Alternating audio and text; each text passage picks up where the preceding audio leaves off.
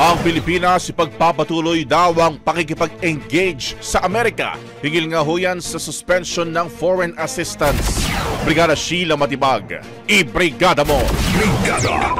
Live report!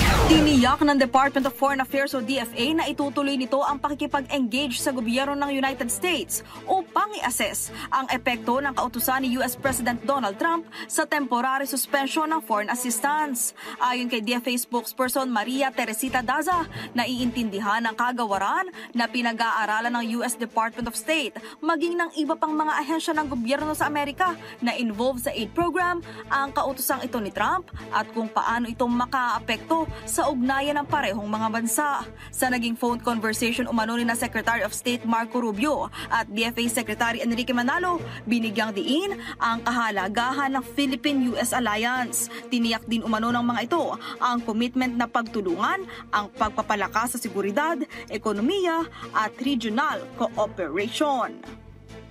In the heart of changing lives, ito si Brigada Sheila Matibag ng 105.1 Brigada News FM Manila, The Music and News Authority. Ang bahaging ito ay hatid sa atin ng Power Cell Salabat, ginhawa ng bawat nangangarap.